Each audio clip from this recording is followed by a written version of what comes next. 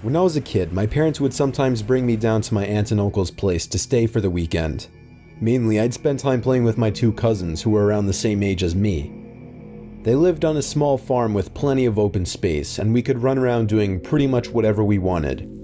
If we thought we could get away with it, the three of us would sometimes cross over to the neighboring farm about half a mile away. It had been abandoned for decades, with a scattering of derelict buildings and other structures still standing on the property, just begging to be explored. This was of course a gold mine for three adventurous young boys such as ourselves, especially after my cousins told me stories about the deaths that took place in the house. It was pretty classic fare. Man goes crazy, axe murders his entire family, hangs himself, returns every night as an angry spirit looking for new victims. Good, grisly stuff. Even at that age, I knew they were probably making it up, or at least embellishing old rumors. But seeing as how the setting lent itself so well to such tales, I allowed myself to buy into it.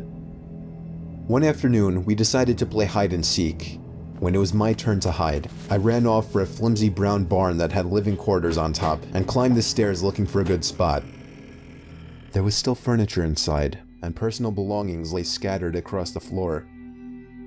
I maneuvered over broken dishes, tattered clothes, and crumbling books, eventually coming to a small room with a closet. Jackpot. There were even long black dresses still hanging on the rod that I could hide behind. I stepped inside and managed to force shut the folding door. My only illumination was a slit of sunlight that shone through the crack in the door from a nearby window. I crouched down with knees tucked into chest and waited. Some time passed and there was still no sign of my seekers. I waited some more, debating if and when I should give myself up. After nearly an hour, this was starting to get boring. My head drooped. I woke with a jerk. It was pitch black. Drowsy and confused, I forgot for a minute where I was or what I had been doing. As it came back to me, the realization that it was now nighttime and that I had been abandoned here filled me with sinking dread in the pit of my stomach. I tried to get up, but a sudden cramp in my calf kept me grounded. I squirmed about, waiting for it to pass, when I heard a door slamming shut downstairs, and instantly froze. One of my cousins? There was a brief period of silence, then footsteps at the bottom of the stairs. But not just footsteps, a thud too. After every other step. These weren't the footfalls of a child. They were slow, heavy, deliberate. I held my breath, praying they would go away. They did not. The noises continued to ascend.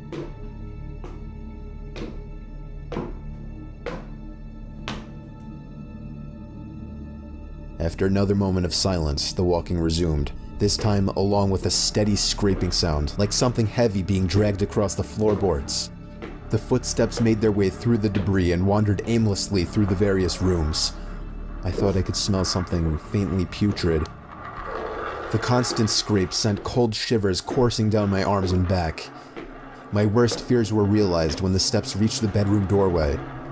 They got closer and closer and finally stopped directly in front of the closet door. I couldn't see a thing. After an agonizing pause, they continued on over to the other side of the room and out the doorway again. They faded away down the hallway. I waited for what seemed like an eternity. There were no more sounds now, and I was trying to build up enough courage to open the door and flee. Three things happened simultaneously just then. I was bombarded with a smell I can only describe as fresh roadkill. I heard raspy breathing behind me in the dark closet, and I felt hot breath against the nape of my neck. That was enough for me to hurtle myself out from the confines of that nightmare space, relying on memory and scant moonlight to navigate through the darkened house. All the while, I heard footsteps chasing behind me, closing in with terrifying speed. It was a clumsy, torturous escape full of trips and bumps and blind stumbling. I never looked back. At least, not until I had burst out the front door and into the country night. And when I did turn around, I saw absolutely nothing. There were no more footsteps and nobody was chasing me. That didn't stop me from running though, all the way back to my aunt and uncle's house. There was a police car in the driveway when I got back. My parents were there too, worried sick. Everybody demanded to know where I had been.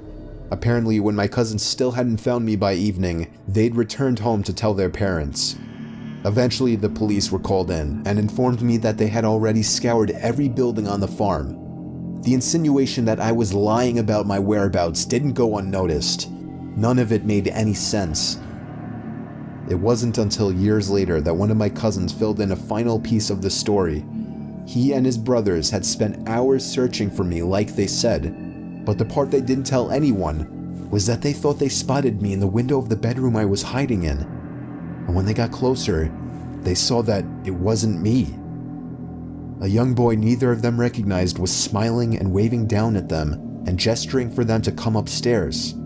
That's when they ran back home. All of this while I slept in the closet.